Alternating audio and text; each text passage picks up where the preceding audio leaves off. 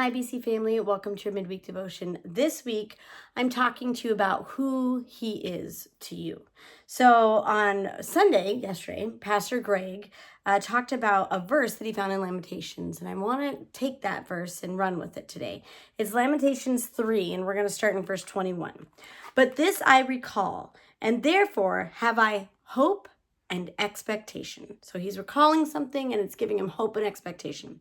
It is because of the Lord's mercy and loving kindness that we are not consumed, because his tender compassions fail not.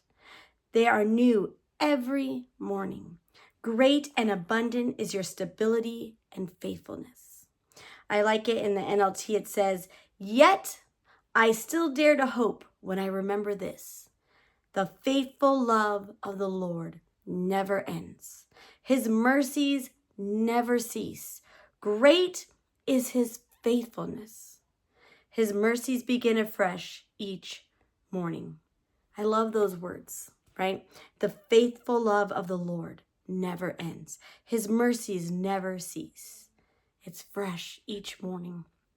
I love that promise, right? I heard a story one time about a man who asked somebody, he said, so who's your favorite person? And the man replied, my favorite person is my tailor. And he went on to say his tailor was his favorite person because every time he saw him, he took fresh measurements. Every time. I loved that. A tailor, a good tailor, takes fresh measurements for every visit. Why? Because they want to ensure that you are getting a perfect, up-to-date fit, right? Recognizing that every time someone comes in, they can be showing progress, things can happen in their life, change can happen. So a good tailor never relies on old information or a one-size-fits-all approach. And I really loved that in view of God and his mercy. God's mercy is new every morning, right? Fresh measurements. God never holds a grudge against us. He doesn't punish us for messing up. He doesn't give us a one-size-fits-all approach either. No, he gives us fresh measurements every morning. Every day we enter into his presence, he is ready to meet us in that moment with what we need in that moment. That's why it's so important to spend that daily time in his presence so you can get those fresh measurements, so he can check in with you and you with him. Yet I still dare to hope when I remember this. The faithful love of the Lord never ends. His mercies never cease. Great is his faithfulness, and his mercies begin afresh each morning. On Sunday, we took communion, and we remembered an old song called The Heart of Worship. And in that song, the lyrics were, when all is stripped away, when you have nothing else, right? When there's no more appearance of having it all together, when it's just you and God, then you're coming back to the heart of things, of why you asked Christ into your life. Why did you do it? Because you believed that he was, and you believed that he could change things in your life. Do you remember that moment? Come back to that heart. When you come back to that moment, that heart, do you still believe that God is faithful? That God is changing things in your life? Or have you let time take its toll on you? Have you begun to feel that some things in life will just never change? Have you stopped believing in the faithfulness of God?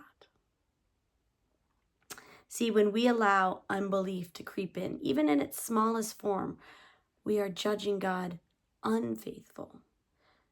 But the verse that we just read says that his faithfulness never ends. He's always faithful.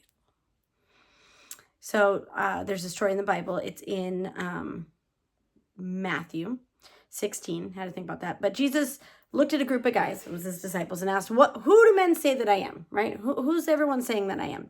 And they answered him with varying responses that were probably pretty accurate representation of what everyone thought during the times. Popular opinion. But when he asked the next question, it's probably the most important question anyone has ever or will ask. And the question was, what do you say I am? Right? First, he started off with, who do people say that I am? But then he's got really specific, who do you say I am? And Peter piped up and said, "You are the Christ, the Son of the living God." And you know what Jesus called Peter in response to his right answer? Blessed. What you say about Jesus matters. When all is stripped away and it's you and God, what you think about God in that moment matters. In Matthew 25, Jesus tells a story about a boss and 3 guys, okay? And they worked for him. I'm like summing these up for you guys. It seems his boss was, this guy's going out on a business trip and he called these guys together for a staff meeting before he left type thing. And at the meeting, he gave them all some money, right? And he left the business in their hands while he was gone. Now, no one got the same size of a chunk, but they all got something. So the one who had been there the longest and the most experience, he got 5 bags of silver. The next in line received 2 bags, and the new guy, you can assume at the end of the line, got 1. And when he came back from his business trip, he called each one to him. And the first guy said to him, "Master, you gave me 5 bags of silver to invest, and I've earned 5 more." And the master was full of praise and said, "Well done, my good and faithful servant. You have been faithful in handling the small amount, so now I will give you more responsibilities. Let's celebrate together." And then man number 2 came with the 2 bags, and he did the same. And his boss said, "Well done, my good and faithful servant." I want you to hear these words. "You have been faithful in handling the small amount, so now I will give you more responsibilities. Let's celebrate together." So if you just left that story right there, this sounds like a great guy to work for, right? Sounds like a good man. He thanks his people. He celebrates his people. He trusted his employees enough to leave him with his money, right? Sounds like a great boss. But listen to Jesus explain the last man. Jesus said that the servant with 1 bag of silver came and said, "Master, I knew you to be a harsh and hard man." Does that sound like the same person we just read about? One who celebrated the success of the people working for him, promoted and praised them, praised their faithfulness that he found on the team, trusted them.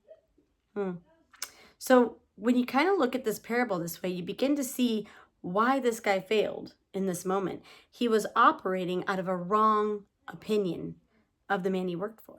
He didn't know who he worked for. Who was he to him? It wasn't the right opinion.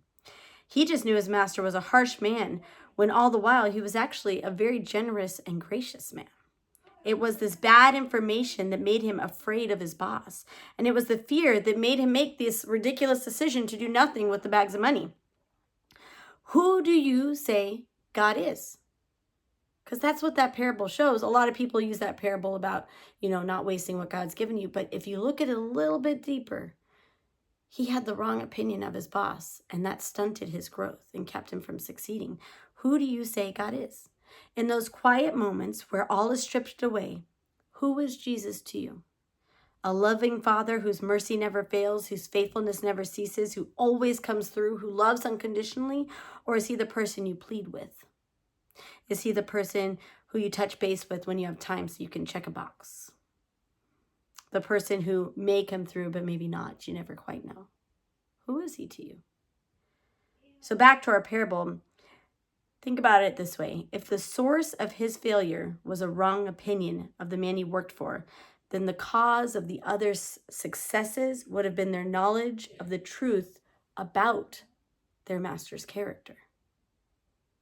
Did you see that?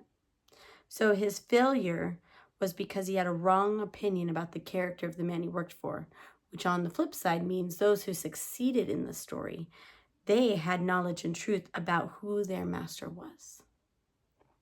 Who is God to you?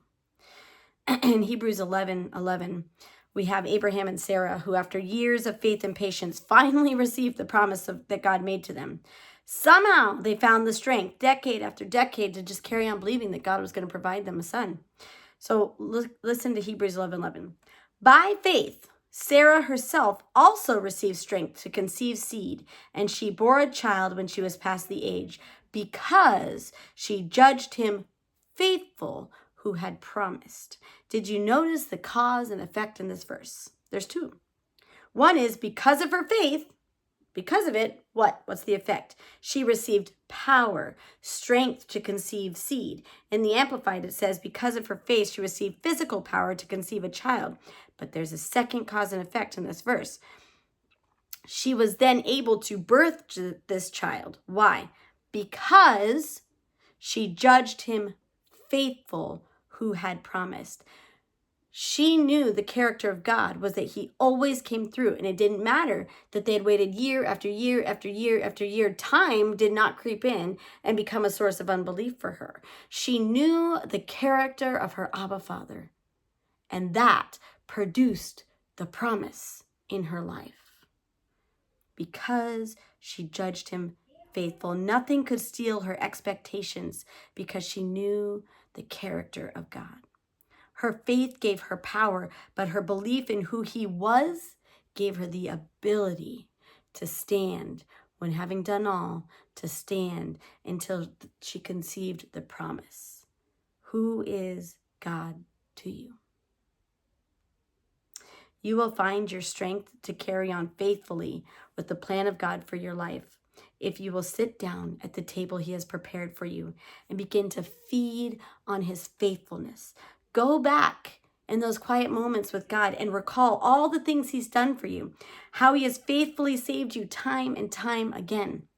Then, so after you do that, then start rejoicing in what God is doing for you right now. Look at what he has put in your hand and the people he's put in your life. He has given to us, not according to what we deserve, but according to his grace through Jesus. So you start off with remember his faithfulness, feed on his faithfulness, recall all that he's done for you. Then begin to rejoice in what he is doing right now and who he has in your life right now. And then finally, get thankful for what is coming ahead. That's that rising of your faith and your expectation. When you look at what he's done with the revelation that he does not change, so he's done it once, he'll do it again. He will not quit. He cannot fail. Then you get excited about the sweet things that are yet to come. Oh, taste and see that the Lord is good. Each day this week, I want you to bring yourself into the throne of grace. Enter into his presence, strip off everything, and come back to who God is to you. And see that he is good. Renew your strength in his presence. And like Sarah, judge him faithful. And that will produce his promises in your life. Have a great week. Bye.